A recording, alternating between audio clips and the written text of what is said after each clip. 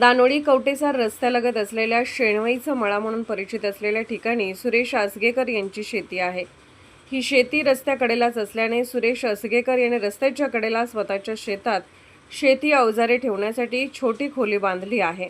या बांधलेल्या खोलीसमोर मोकळी जागा ठेवण्यात आली आहे। तर गेल्या वर्षापासून या मोकळ्या जागेवर तळीरामाने दारूचा अड्डा बनवला असून संध्याकाळच्या वेळेस तळीराम दारू पिऊन बाटल्या व चकण्याचा कचरा उसामध्ये फेकून देतात। त्यामुळे या शेतकऱ्यांना शेतात काम करत असताना बराच त्रास सहन करावा लागत आहे।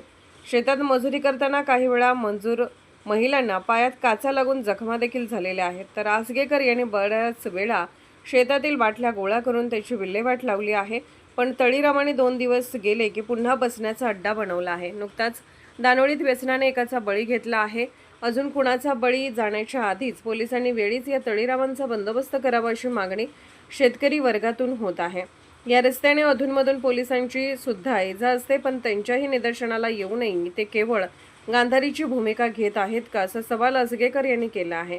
त्यामुळे शेतकऱ्यांच्या बरोबर रस्त्याने येणाऱ्या जाणाऱ्या प्रवाशांना तळीरामांच्या दंग्याने त्रास होत असून संध्याकाळच्या वेळेस महिला प्रवासीही या मार्गावरून जाताना दबकून असतात।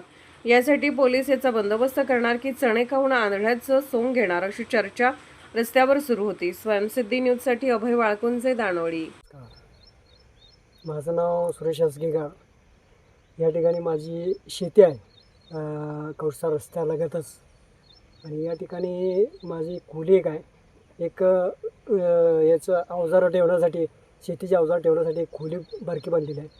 आणि त्या ठिकाणी रोजच्या रोज असं होतं की तळीराम येथे येऊन दारू पिणं हे ते संध्याकाळच्या वेळी हा उद्योग चालू आहे।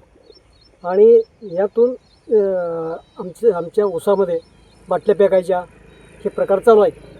गेले मला वाटतं 6 महिन्यात वर्ष झालं हे असं चालू आहे। आणि या ठिकाणी बायका वगैरे भांगलायला, मजूरदार जर भांगलायला आल्या तर त्यांच्या पायाला काचा बसल्या, कुठं काय गेलं, हे जबाबदार कोण?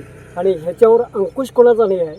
आणि ह्याच्यावर काहीतरी पोलीस प्रशासनानं आणि ग्रामपंचायतीनं काहीतरी निर्णय घेऊन ह्याच्यावर काहीतरी तोडगा काढून ह्याचा बंदोबस्त करावा ही विनंती।